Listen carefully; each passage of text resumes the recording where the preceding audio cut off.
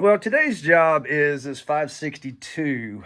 I got a carb issue, just not running right. I did vacuum and pressure test this to make sure that we didn't have any leaks or anything that was making the saw run all kind of funky. So I got me my shiny new carburetor in a box that'll have to be plugged in. This has, I think this is a 2016 or 18, 17.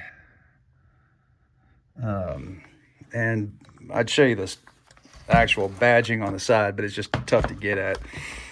I've blown this off just because I was trying to get all the dirt out of the carburetor box. But, if you look in, I don't know if we can get in here really well. There's still a lot of fines that are getting by this.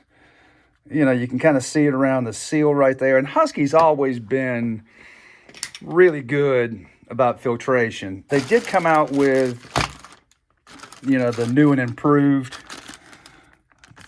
version. Stay. So there's your part number. And this gets you no primer bulb, but gets you a new air filter and an air filter base. And these actually work really well. They seal up much better than these clamp-on styles. So we've had some dirt ingestion, and like I said, I've already sprayed this. But, you can kind of see that there's, this thing's eating dirt. They don't like to eat dirt. That's bad for bottom ends. So let me go through a few things. Now, believe it or not, these carbs are pretty reliable,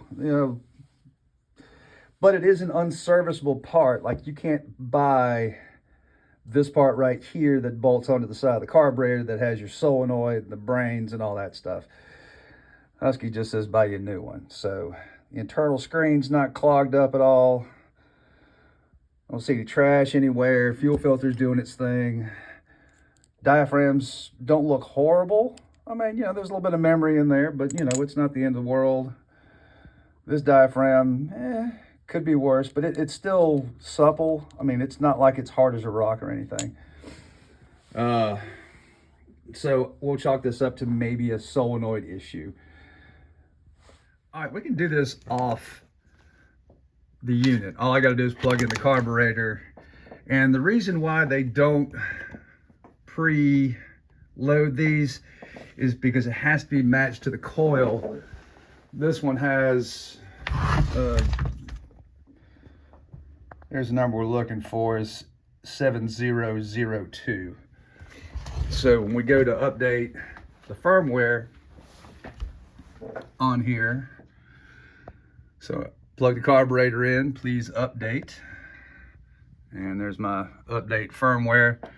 We'll do this. It only takes a couple of minutes. It's really not a big deal. You just got to select what is going on and everything else. Nothing super duper fun to see here. Just loading a little bit of information in here so she can go and know what coil she's paired to.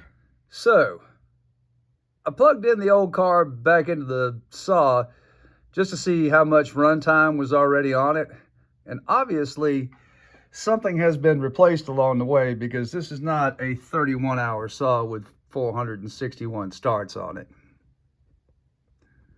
But again, this is the first time I've ever serviced this saw, first time I've ever had it plugged in. Got more mysteries than I have answers. All right, I've already done some test cuts for another video that you'll also see come out today. You should check it out. It's about not doing a reset, but just rather run it properly to get it dialed in. So anyway, just to finish this video out, it's been sitting for a few minutes. I don't know if I can just cold start it.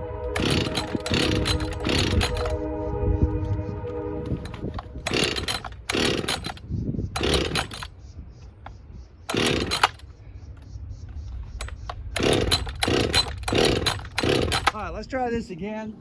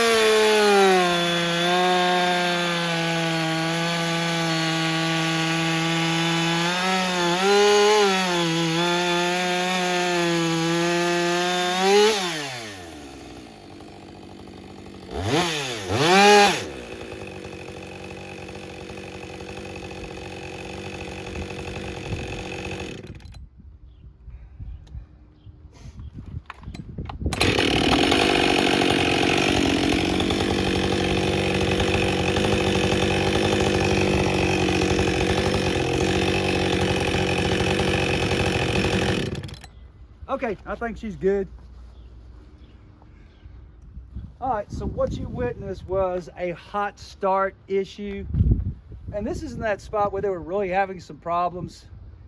I figured all this would be worked out with a new tune, with the fresh firmware. It's been sitting for a few more minutes. I'm gonna try and see if it'll restart. It fired up fine cold when I did the first video.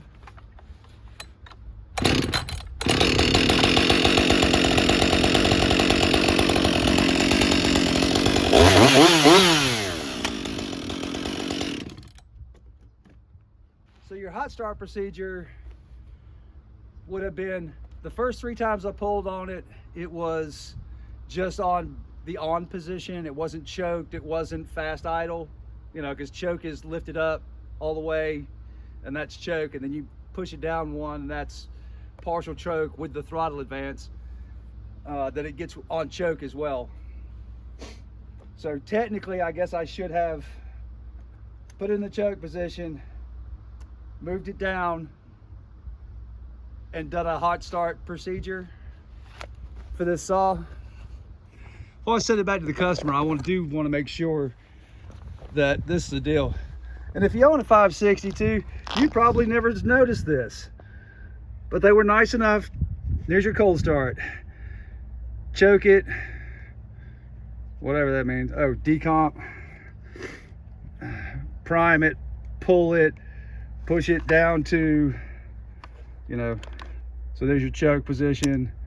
There's that, so that's fast idle, and then pull it again to get it started.